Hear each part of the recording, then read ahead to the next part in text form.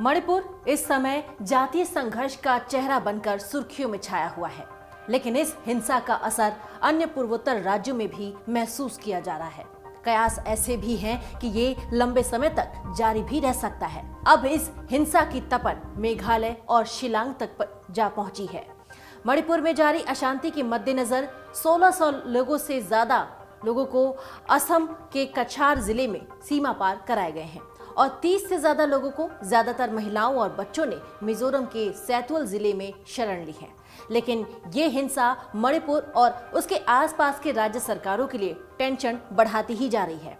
केंद्रीय मंत्री किरेन रिजिजू ने पूर्वोत्तर राज्य में शांति की अपील के साथ साथ जातीय समुदायों के बीच एक संवाद शुरू करने की अपील भी की है। यानी एक साथ असम, नागालैंड, त्रिपुरा, मेघालय, मिजोरम तक की सरकार की टेंशन बढ़ चुकी है। उधर अनुसूचित जनजाति श्रेणी में शामिल करने की मांग को लेकर मैती और आदिवासियों के बीच झड़पों के बाद पूर्वोत्तर का राज्य जातीय हिंसा से हिल चुका है।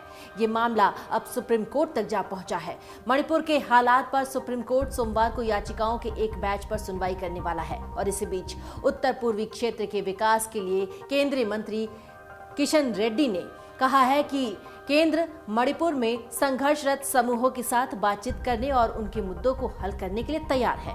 दरअसल हुआ यूं है कि मणिपुर में जातीय हिंसा के बाद मेघालय की राजधानी शिलांग में भी कुकी और मैती समुदाय के सदस्य गुरुवार की रात आपस में भिड़ गए और पुलिस ने इस घटना के संबंध में 16 लोगों को गिरफ्तार भी किया है। पहाड़ी शहर में सुरक्षा कड़ी कर दी गई है। दोनों राज्यों के अधिकारियों ने कुछ सरकारी स्कूलों में अस्थायी आश्रयों की व्यवस्था भी की है। उन्हें भोजन और अन्य आवश्यक वस्तुएं प्रदान की जा रही हैं।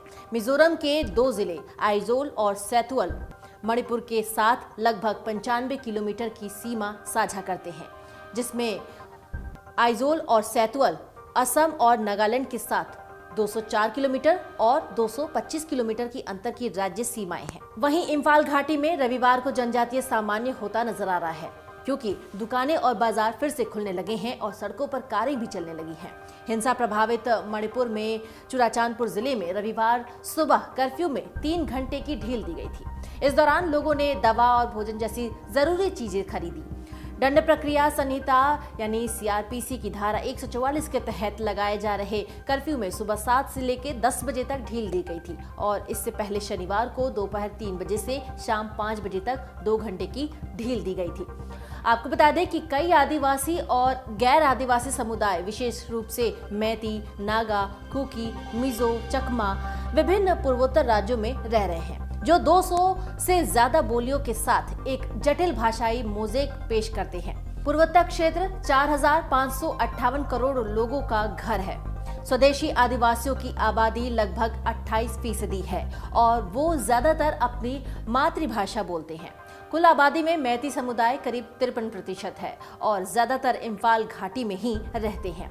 आदिवासियों में नगा और कुकी समुदाय वो शामिल हैं और आबादी में इनकी संख्या करीब 40% है और ज्यादातर पहाड़ी जिलों में रहते हैं। इसी बीच असम राइफल्स की एक टुकड़ी को इम्फाल में सभी नागा छात्रों को रविवार को वापस कोहिमा ले जाने के लिए चुनिंदा जगहों से एकत्रित करने का निर्देश दिया गया है। अधिकारियों ने बताया है कि आधिकारिक मृतक संख्या 54 हैं, जिनमें 16 शव चुराचांदपुर जिला अस्पताल के मोर्चरी में रखे गए हैं, जबकि 15 शव इम्फाल पूर्वी जिले के जवाहरलाल नेहरू आयुर्विज्ञान संस्थान में रखे गए हैं। अधिकारी ने कहा है कि इम्फाल पश्चिम जिले के लामफेल में क्षेत्रीय चिकित्सा आयुर्विज्ञान संस्थान ने 23 लोगों के मारे जाने की सूचना दी है। पुलिस का कहना है कि चुराचांदपुर जिले में शुक्रवार रात को 2 अलग अलग मुठभेड़ों में 5 उपद्रवी मारे गए हैं और इंडिया रिजर्व बटालियन के 2 जवान भी घायल हुए हैं। पुलिस का कहना है कि चुराचांदपुर जिले के सैटन में सुरक्षा बलों और उग्रवादियों के बीच एक मुठभेड़ हुई, जिसमें 4 उग्रवादी मारे गए थे। पुलिस ने बताया है कि टोरबंग में उग्रवादियों ने सुरक्षा बलों पर गोलियां चलाई, जिसके चलते सुरक्षा बलों को जवाबी कार्रवाई करनी ही पड़ी।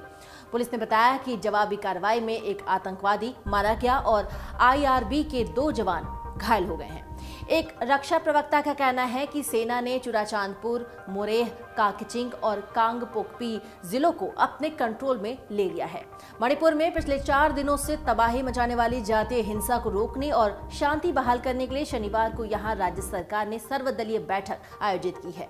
मुख्यमंत्री कार्यालय के अधिकारियों ने कहा है कि बैठक में राज्य की मौजूदा स्थिति पर चर्चा की गई है और मणिपुर में शांति और स्थिरता लाने की तरीके भी खोजने के लिए कुछ उपाय अपनाए गए हैं। इस बैठक में Congress, Bhakpa, JDU, Naga people's front, Trinamool Congress, Bahujan Samaj party, आम आदमी पार्टी, मणिपुर पीपुल्स पार्टी और फॉरवर्ड ब्लॉक सहित लगभग सभी राजनीतिक दलों के नेताओं ने भाग लिया। कांग्रेस के दिग्गज नेता और 3 बार के पूर्व मुख्यमंत्री ओकराम इबोबी सिंह भी बैठक में शामिल हुए, जिसकी अध्यक्षता मुख्यमंत्री एन बीरेन सिंह ने की थी।